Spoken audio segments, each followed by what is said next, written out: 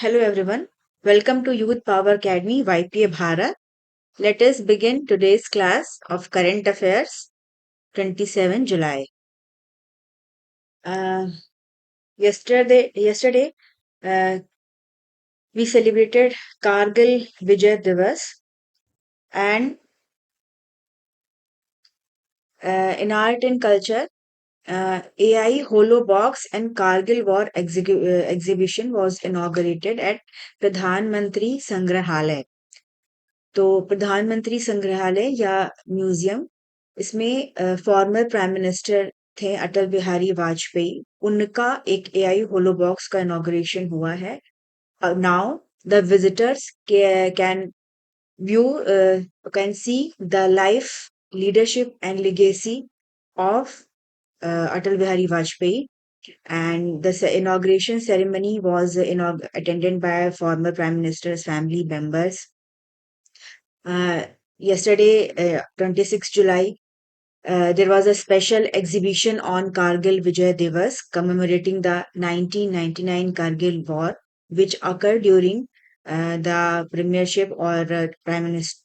At that time, prime minister was Mr. Vajpayee, and in this exhibition, they will show microfilms, archival videos, photographs, personal letters that underscore the courage and sacrifice of the Indian Armed Forces.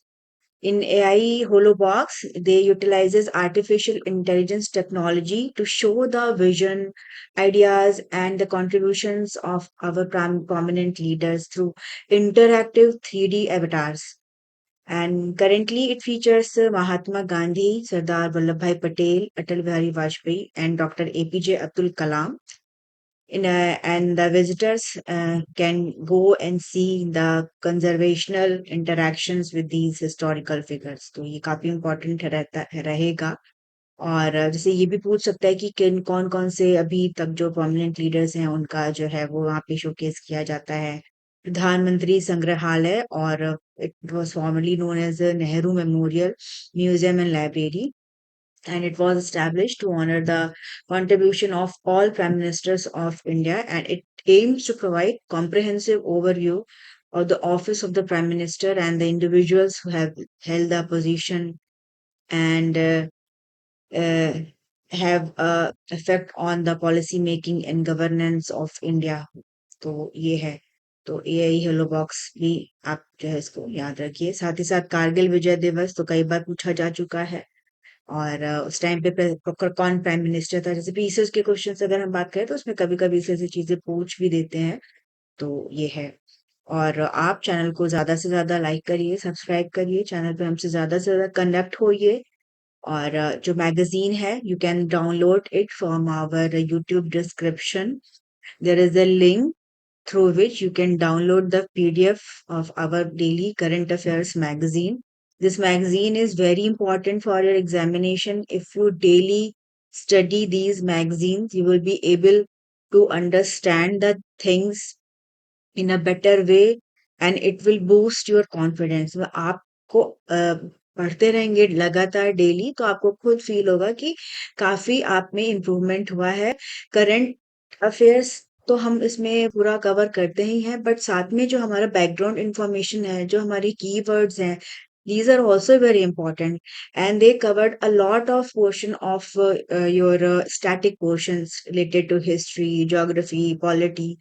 So these magazines are very important, and beside these, our monthly magazines are also very good. And for your quick examination revision purpose, we have launched फटाफट series. तो ये सारी जो magazines हैं आप हमसे connect होके इसको पा सकते हैं. और चलिए फिर next news देखते हैं.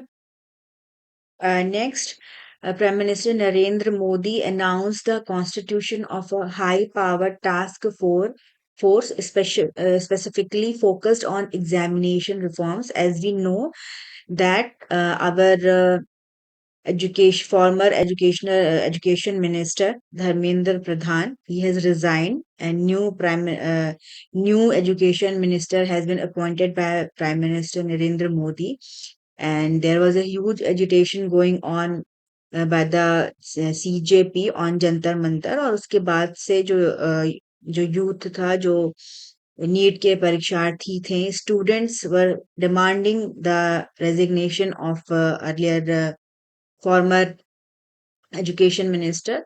तो उनको रिमूव करके न्यू एजुकेशन मिनिस्टर बने हैं, और अभी कल प्रधानमंत्री ने अनाउंस किया कि he has constituted a task force, and ये पूरा देखेगी कि एग्जामिनेशन सिस्टम में इंडिया में क्या क्या रिफॉर्म्स हो सकते हैं। जो पेपर लीक का इशू है, जो सिलेबस का इशू है, जो भी सारी चीजें हैं, इनको स्टडी करने के लिए एक टास्क फोर्स को बनाया गया है गवर्नमेंट के द्वारा। और इसमें इन्होंने बताया कि it will be headed by renowned technology expert Nandan Nilekani.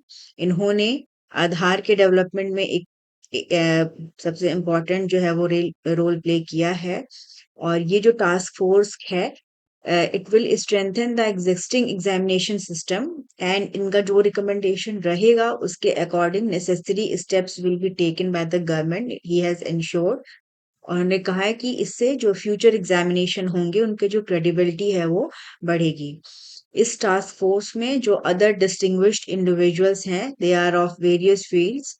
Alongside Nandan Nilekani, there will be former IB director Tapan Dekha, former ISRO chairman S. Somanath, IIT Chennai director V. Kamakoti, additionally former education secretary Anita Karwal and logistic expert Amrit Lal Meena। तो ये सब जो है वो committee का एक crucial form है। तो कमेटी के कभी कभी जैसे जो रिसेंटली कमिटीज बनती हैं, उनके मेंबर्स से रिलेटेड क्वेश्चंस भी आ सकते हैं, तो ये इम्पोर्टेंट रहेगा क्योंकि ये इशू काफी जो है वो अभी चला है पूरा। और ये है। Then there was an article related to approval of Qdenga vaccine. इसके बारे में हमने पहले भी अपने जो मैगजीन्स हैं इनको कवर किया है, और ये एक अच्छा रिवीजन रहेगा आपका। अभी इंडिया का जो ड्रग रेगुलेटर है, इन्होंने अप्रूव कर दिया है क्रूडेंगा, जो कि कंट्री का फर्स्ट डेंगू वैक्सीन है, or it is manufactured by Japanese pharmaceutical company Takeda. This vaccine provide protection against all four serotype of the dengue virus, Den V1 to Den V4, and it is indicated for individuals aged between 4 to 60 years। मतलब 4 से 60 years के जो बच्चे हैं, जो लोग हैं, उनको ये वैक्सीन दी जा सकती है। More than 40 countries had already approved Kudenga before India, and clinical trial data published by Takeda in 2019, 20, and 24 raised specific concern about the vaccine's efficacy, and particularly against certain serotypes in seronegative individuals। तो इनको जो concern है उन्होंने वो मतलब clear किया है। और जैसे कि हम इस ये जो वैक्सीन है, इसमें डेंगू वायरस के 4 डिस्टिंक्ट सेरोटाइप्स हैं। और ऐसा पाया गया है अर्लियर जो रिसर्चर्स हैं उसमें, कि ऐसे person who had a natural dengue infection is seropositive, that means it will carry the antibody, and while someone without prior infection is seronegative। तो अगर जो सेरोनेगेटिव पर्सन है, इसको डेंगू का जो वैक्सीन ये दिया जाता था, तो वो सही रहता था। जो इंडिविजुअल है, he will develop antibodies to that serotype। But suppose if somebody has already serotype, मतलब ऑलरेडी उसको कभी इन्फेक्शन हो चुका है, तो उस केस में से जो डेंगू का रिस्क था वो फर्दर एस्केलेट हो जाता था, बढ़ जाता था, due to antibody dependent enhancement. तो ये टर्म है, ये आप समझ लीजिए क्या है। और इस वैक्सीन का जो सबसे इम्पोर्टेंट एस्पेक्ट वही है कि ये सेव है, और ये चूंकि हर जो इसके जितने भी स्ट्रेन्स हैं सबके लिए है, तो इसमें कोई प्रॉब्लम नहीं होगी। ऐसे इंडिविजुअल्स जो जिनको ऑलरेडी डेंगू इन्फेक्शन हो गया है, they can also take this vaccine.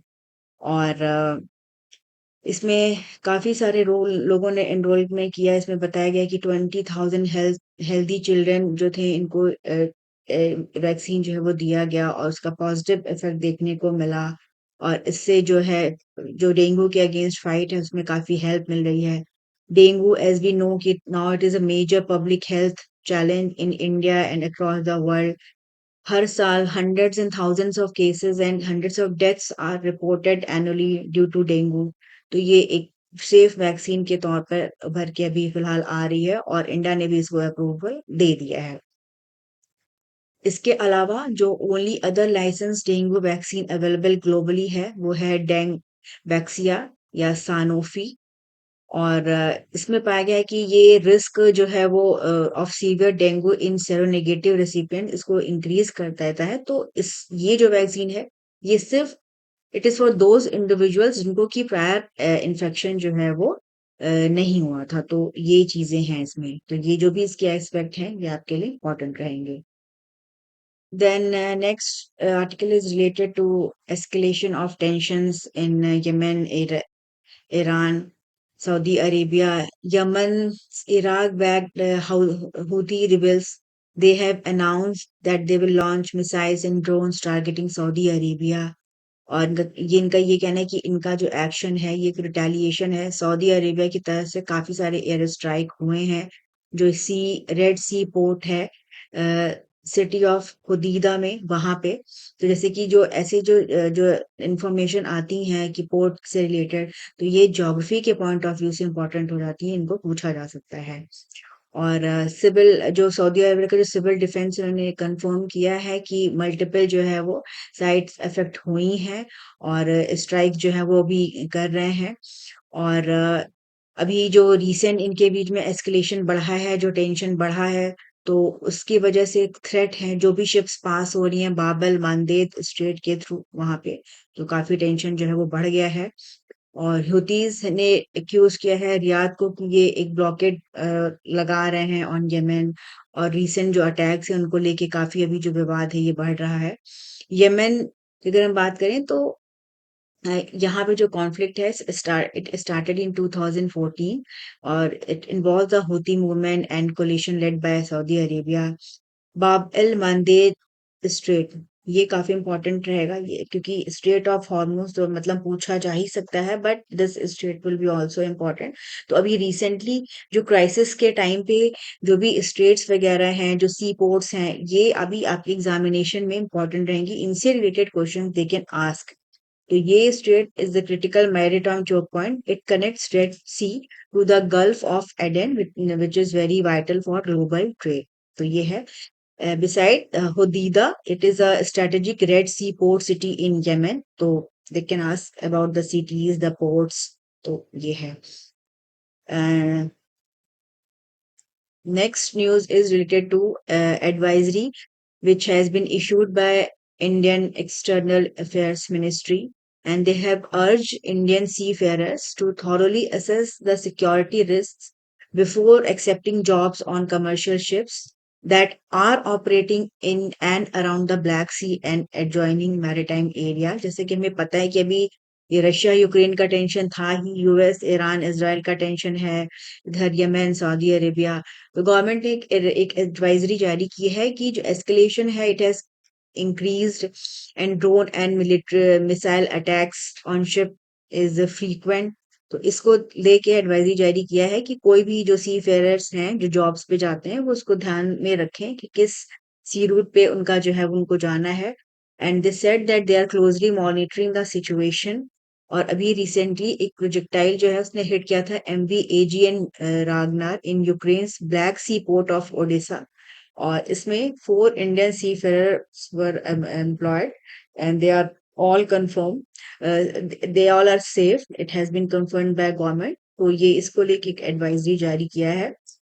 अब ब्लैक सी है तो जैसे ब्लैक सी से रिलेटेड क्वेश्चंस भी पूछे जा सकते हैं आपके एग्जामिनेशन में, इसका लोकेशन क्या है। ब्लैक सी एक इनलैंड सी है that is located between eastern Europe and western Asia. तो जो इसके अराउंड कंट्रीज हैं they will be also important. It connects the Atlantic Ocean via the Mediterranean Sea and through the Turkish Straits. So this will be important for your prelim examination. Next article is related to Kumuravelli railway station in Telangana, and it was yesterday it was inaugurated. It has been constructed at a cost of 6 crore rupee as part of Manoharabad Kothapalli new rail line project, which is now operational, and uh, this connect it to Mallikarjun temple, and it will enhance the experience for visitors. It is a new station and it will facilitate regular train services which previous मतलब पहले जो train services थी that वो पहले होती थी between Secunderabad and Siddipet. Now अब वो कामोरावली तक जाएंगी, फिर वहां से जो पिलग्रिम्स हैं वो इजीली मल्लिकार्जुन टेम्पल तक जाएंगे। और ये जो टेम्पल है मल्लिकार्जुन टेम्पल, ये एक काफी पॉपुलर हिंदू टेम्पल है that is dedicated to lord Shiva and it is located in Kamaravalli village, Cheriyal mandal, Siddipet district, Telangana. और ये जो 12 ज्योतिर्लिंग हैं उनमें आता है, काफी रिनाउंड है ये। तो इससे जो एक्सेसिबिलिटी है वो इंक्रीज होगी और कनेक्टिविटी इंक्रीज होने से जो रिलीजियस टूरिज्म है उसको भी बूस्ट मिलेगा और एक डिवोटीज को एक बेटर एक्सेस इससे के थ्रू प्रोवाइड होगा। तो ये कल इनॉग्रेट हुआ।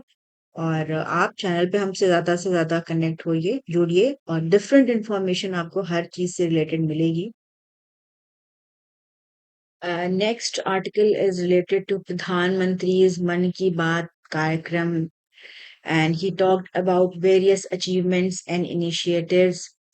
तो सबसे पहले तो इन्होंने करगिल विजय दिवस पे जो नेशंस के जो ब्रेव हार्ट्स जो सोल्जर्स थे उनको ऑनर किया। देन इन्होंने हाईलाइट किया कि इंडिया का काफी एडवांसमेंट हुआ है in defence production, exports and international cooperation. He announced a Shaurya Vijay Yatra motorcycle rally from Delhi to Dras, and it will symbolize national unity and remembrance of sacrifice. He noted that recent achievements in defense includes induction of INS Mahendragiri and successful test of Pinaka long-range guided rocket. Similarly, Kush missile was launched few days back on 22nd of July by DRDO. And about private sector's launch of Vikram 1 rocket. He also emphasized on Catch the Rain campaign और उन्होंने कहा कि जो water conservation efforts हैं इसकी वजह से काफी जो है वो इजी हो गया है। Different ponds are been constructed in different areas और इससे जो स्टोरेज है वो इंक्रीज हुआ है, वाटर मैनेजमेंट प्रॉपर तरीके से किया जा रहा है। Thereafter, he highlighted the uh, sporting trims in which he said that yesterday in Commonwealth Games, Indian athletes are performing better, and PV Sindhu recently won Japan Open badminton title. Similarly, India's women's cricket team they got victory at Lords. He also mentioned a unique Sanskrit club, Akshara Kanduk in Kerala, that links Sanskrit letters to football terms and noted India's consistent success in international physics and chemistry olympiad. अभी हमारा olympiad में काफी अच्छा performance रहा है तो उसके बारे में भी इन्होंने इसमें बताया। और इसके अलावा इन्होंने एक रेफरेंस दिया ट्रेडिशनल क्राफ्ट्स का, and he said that in Kashmir eco friendly wagyu mat that have been made from reeds and paddy straw are quite popular. And he also talked about Vidur Prerna Swadeshi herbal tree that has created by a self-help group in Bijnor. तो इन्होंने praise किया for them for its natural ingredients and popularity. He also mentioned that recently sapling plantation drive were inducted in Uttar Pradesh, and he said that the return of the Indian grey hornbill to Gujarat Gir forest after nearly 6 decades. तो ये काफी बड़े achievements हैं। फिर इन्होंने बताया अ, कि एक एक्स्ट्रोफिजिसिस्ट हैं डॉक्टर रोनाल्डो लैशराम, और इन्होंने डिस्कवर किया Loktak proto cluster in Japan named after Manipur Loktak lake. और इसके अलावा इन्होंने नेशनल हैंडलूम डे जो कि हम सेलिब्रेट करते हैं 7 अगस्त को, इसके बारे में भी हाईलाइट किया एंड बोला कि government is will encourage and provide support for weavers and local crafts like Pochampalli Ikat, wool products, Kerala's Kasavu Kala. He also talked about the resurgence of Khadi, that is a fabric which was dear to Mahatma Gandhi. He told that there has been a six-fold sales increase in 12 years. And he also talked about Tripura's tribal music instrument चोंग प्रेंग. तो जैसे कि ये जो ऐसे instrument को mention किया है या जो डिस्कवरी को मेंशन किया है या जो ट्रेडिशनल क्राफ्ट को मेंशन किया है, दीज थिंग्स जो है वो इनको रिलेट करके पीसीएस के प्रीलिम्स में पूछा जा सकता है. तो ये जो भी इंफॉर्मेशन है जिस टॉपिक्स पे इन्होंने बातें की हैं ये आ सकती हैं एग्जाम में. Then there was an article related to Indian government's directive. Indian Cyber Crime Coordination Center under Ministry of Home Affairs has directed GitHub to remove repositories hosting BitChat. BitChat क्या है? It is a Bluetooth mesh messaging application which was developed by ex co-founder Zach Dorsey, and the directives issued on 23rd of July. It cited concern that the app could be exploited to coordinate unlawful assemblies and circumvent lawful restrictions imposed by authorities during public order situation. तो ये bit chat है इसका काफी अभी use किया गया था protesters के द्वारा. तो इसको लेके जो है वो अभी इन्होंने एडवाइजरी जारी किया है. और Bitchat it is a decentralised peer to peer messaging application operating over Bluetooth mesh network. ये ब्लूटूथ के थ्रू मैसेजेस जो है वो भेजते हैं and it don't require internet connection, servers और इवन फोन नंबर. जैसे कि हमारे जो ट्रेडिशनल मैसेजिंग एप्स हैं वो यूज करते हैं कम्युनिकेशन नेटवर्क्स का. और इसमें ये है कि ये ब्लूटूथ के थ्रू जो है वो इसको यूज किया जाता है. तो ये जो ऑर्डर है it mandates GitHub to disable access to 3 repositories including Android application and its release files within 3 hours with a warning of potential criminal prosecution for non-compliance कि अगर इनकी बात नहीं मानी तो इनके अगेंस्ट जो है वो एक्शन लिया जाएगा. फर्दर इन्होंने बोला है कि जो इस तरह के प्लेटफॉर्म्स हैं ये इनको एक्सप्लॉइट किया जा सकता है तो इस वजह से इनको रिमूव करना जरूरी है.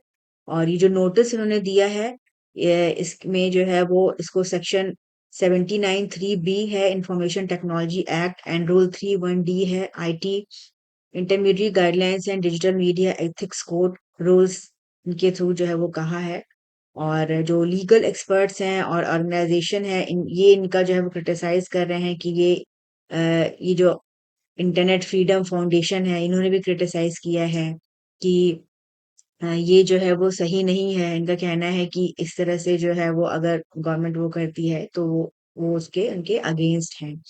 और इन्होंने ये भी कहा है कि जो सुप्रीम कोर्ट है उन्होंने एक स्टैंडर्ड एस्टैब्लिश किया था in Anuradha Bhasin versus Union of India case which requires restriction to be tailored to the necessity of combating an emergent situation considering territorial extent, stage of emergency, urgency and duration. तो इसमें कहा है कि इस particular case में जो supreme court है उसने कहा था कि अगर कोई बहुत ऐसी इमरजेंसी हो, अर्जेंसी हो और फॉर सर्टेन टाइम पीरियड जो है वो इस तरह के रिस्ट्रिक्शन जो है वो इम्पोज करने चाहिए.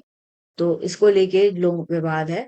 अब फर्दर देखते हैं कि इस पे जो पार्टीज हैं वो केस फर्दर करती हैं क्या करती हैं. तो फिलहाल ये है. तो अब जैसे इसमें जो चीजें हैं जैसे आपको जो न्यू इसमें चीजें हैं कि ब्लूटूथ मैश नेटवर्किंग क्या है, गिटहब क्या है, ये एक वेब बेस्ड प्लेटफॉर्म है for version control and collaboration on software development projects. Bit chat क्या है, ये मैसेजिंग एप्लीकेशन है, क्या इनके यूज हैं या फिर आईटी एक्ट से रिलेटेड चीजें. तो ये जो चीजें हैं ये आपको पता होनी चाहिए. Then there was an article related to Praxis mission. ये क्या है? It is a AI powered robotic explorer for planetary ring sampling.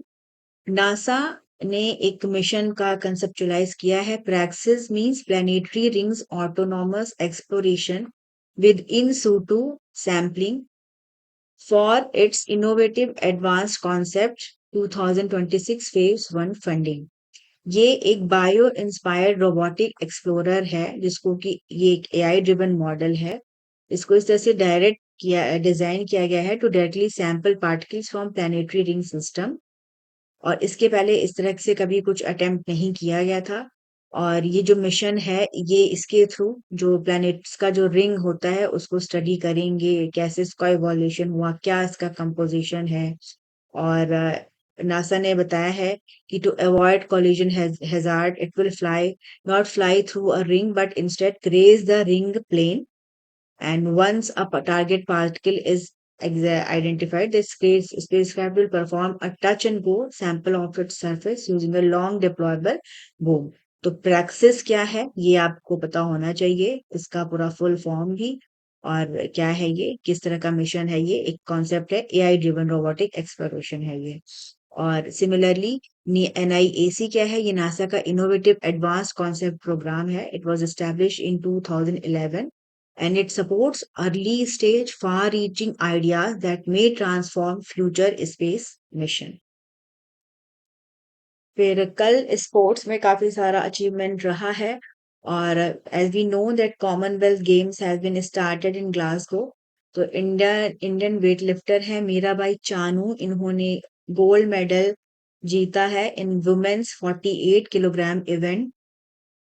और ये 31 ईयर्स ओल्ड की हैं, इनका रिकॉर्ड परफॉर्मेंस रहा है, इंडिया का फर्स्ट गोल्ड मेडल आ चुका है कॉमनवेल्थ गेम्स में। और इसके अलावा ऋषि कांता सिंह नंबन, इन्हें सिल्वर मेडल मिला है कॉमनवेल्थ गेम्स में मेंस के 60 किलोग्राम वेट लिफ्टिंग इवेंट में। और तो कॉमनवेल्थ गेम्स इंपॉर्टेंट रहेंगे। और अनाहत सिंह ये बन चुकी हैं first Indian to win junior world squash title. She made history by becoming India's first squash player to secure junior world title. और she defeated Egypt's Rukaya Salem 3-0 in girls single final. और world squash championship it held in Niagara on the lake, Canada में हुआ था ये। और ये इनकी जो विक्ट्री है ये काफी इंपॉर्टेंट है as it ended a 16-year winning streak by Egyptian players in this title, and Anahat achieving this feat without losing a single game throughout the match. तो इन्होंने कोई सिंगल गेम भी जो है वो इस पूरे मैच में जो है वो हारा नहीं था। तो ये है। और जैसे अनाहत सिंह क्या खेलती हैं, स्क्वैश खेलती हैं, ये पूछा जा सकता है। इसके अलावा जैसे इन्होंने ये टाइटल जीता है तो it will B also very important for your exam. फिर अभी हंगेरियन ग्रैंड प्रिक्स ये भी है, और इसमें लैंडो नॉरिस इन्होंने जीता है ये Hungarian grand prix. Max Verstappen को इन्होंने हराया। और तो ये आज का सारा करंट अफेयर्स था। और आप चैनल पे हमसे ज्यादा से ज्यादा कनेक्ट होइए और चैनल को लाइक करिए, सब्सक्राइब करिए। Then we will meet in our next class.